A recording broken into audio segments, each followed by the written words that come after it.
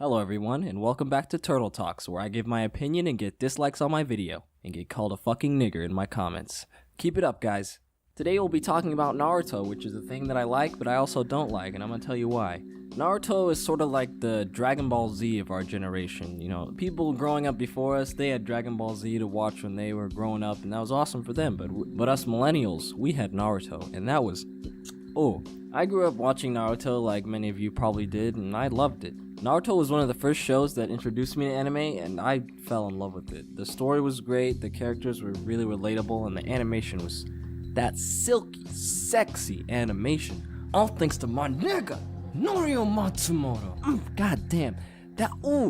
He is my god, my savior. Miyazaki, who is that? Spirited Away? Fuck is that? Miss me with that weak ass fucking stick, what is that, a stick figure? Working in Pivot? People need to know about this man. He is a fucking god. He's top tier, SS+, no bad matchups. So, as you can tell, I'm a really big fan of Naruto. That being said, I fucking hate Naruto. Now let me explain myself. The problem I have with Naruto is with Shippuden specifically. The original series before the time skip is fucking godsend. I love it. Except for when Sasuke left. I mean, who was really watching after Sasuke left?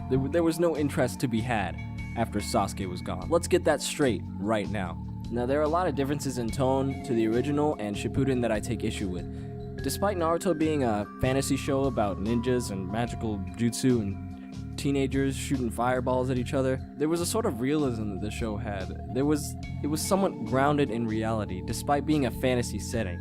Unlike some other anime shows at the time, it didn't take a lot for you to suspend your disbelief about what was going on. Like, take for example the walking on walls. From the start, it was made clear that this was a fantasy setting, so you could suspend your disbelief about the chakra, but the chakra had strict rules that it had to follow. It flowed through the body and it had specific properties to it. So when Naruto walked on the wall, he had to focus his chakra to his feet so he could stick to the wall.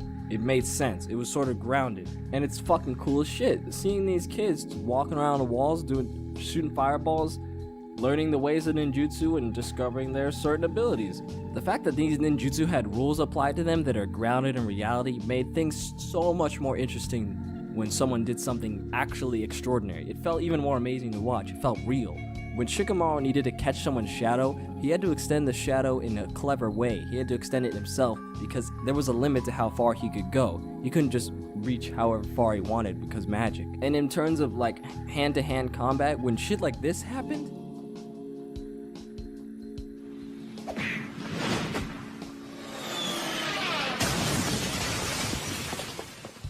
it was fucking heavy because the show was grounded in reality. And in reality, that would fucking kill someone. Easily.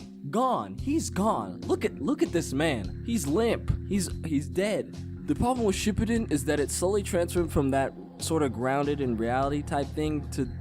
it's just Dragon Ball Z now. Look at them. They're flying. Let me show you what I mean. It's funny because, like, in one of the openings for Shippuden, they had Naruto, Sai, and Sakura flying above the water doing hand signs together. And they were, like, shooting some lightning shit. And that was a joke opening. That was a joke. That whole opening was, like, comedy. And then, now they're actually fucking doing it. They're actually flying around doing shit like that. It's ridiculous. But then I know some of you are gonna be like, oh, but Retro... Tsuchikage can fly with his gravity jutsu, but you and I both know that that's fucking bullshit too.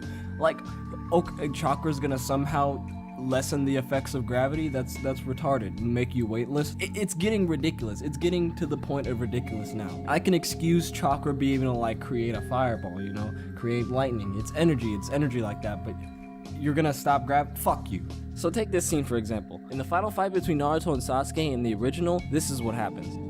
And me, I thought Naruto was fucking dead. I freaked out. His ass was floating, gone. And then they're fighting Shippuden. This happens.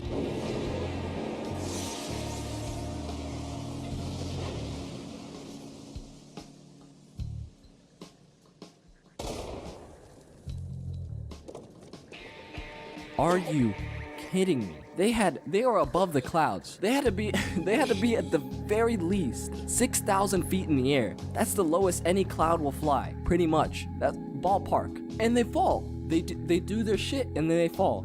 They're falling from 6,000 feet in the air. It's not like they're landing or anything. They fall. They land on their fucking heads. And then they're just like, oh, let me just Let me dust myself off. Hey, let's keep fighting, dude.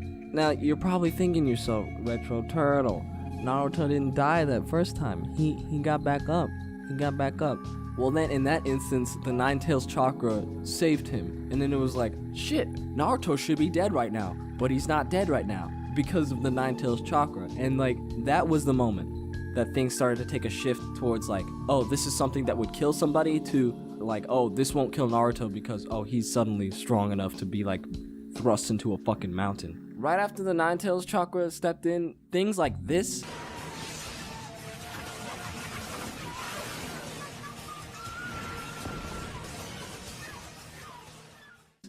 became commonplace. And during that fight, at that time, I thought this was the coolest shit ever, because that was the first time something like this had ever happened. That this level of resilience was shown by any character. Sasuke, he was at max speed thrown into that wall, and he was just like, that hurt kinda. Not a scratch. His clothes not even ripped. Like, oh, he got little cross-hatch scratch lines on his face, but he pretty much was like, ooh, that smarts, you know? So from then on, Naruto started to travel more and more into like generic fantasy anime territory and became less grounded.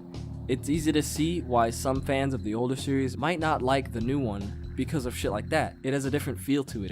It just has the old one was more like gritty and real. In Shippuden, they just keep adding more and more powerful jutsu on top of each other to keep the stakes up, to keep it interesting, to keep a reason for you to be worried about the main character's safety. Until that point, Nine Tails was the strongest thing ever. That was the strongest thing anyone had encountered. But then they're like, oh shit, Naruto still has to have some sort of antagonist, right, that's more powerful than him, so he can overcome something. And then it goes into DBZ territory where it's like, oh, check me out, I'm Super Saiyan, fuck you, Frieza. But then Cell comes, he's like, oh, I'm stronger than you. And then Gohan's like, oh, now I'm Super Saiyan 2, so now I'm suddenly stronger.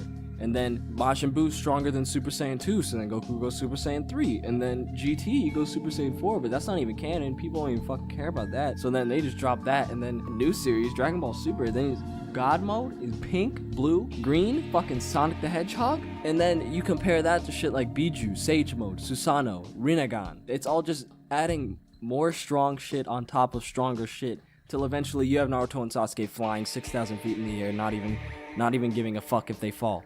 Because, you know, they're pretty much gods at this point. They're the strongest humans that have ever fucking lived. Even, like, in DBZ and Naruto, it's gotten to, like, ridiculous heights. Like, Goku had to go to a different universe. A different universe. It's like fan territory now. It's like a fan fiction, but it's real. He went to an alternate universe. That actually was a fan series. I saw a fan series that was like, oh, they go to an alternate universe and fight in a tournament. And then they did that. They did that in Dragon Ball Super. It's literally, they literally stole someone, copyright claim, DMCA, strike these niggas, take these videos down. And the same thing goes for Naruto. It's like so much power has been stacked on top of each other to try and keep things interesting that that last fight with Naruto and Sasuke was barely even a fight. I had to talk to my friend before we even watched it. I said, look, this shit's gone too far. This is exactly what's gonna happen. They're gonna power up max level. Naruto's gonna pull out Nine Tails. Sasuke's gonna pull out Susanoo. They're gonna climb into their basically mech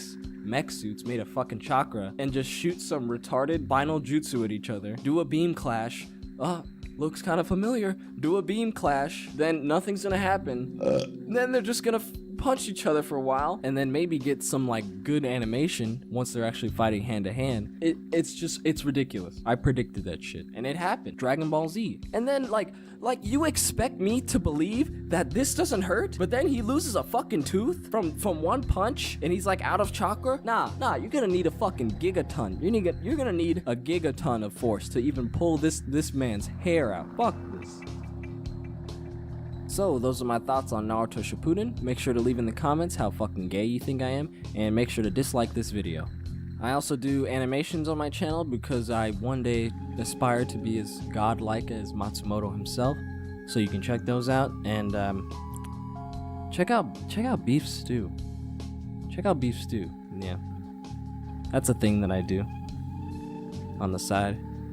It's like a side thing, you know. Check that out, it's pretty cool. Alright, that's about it. Bye.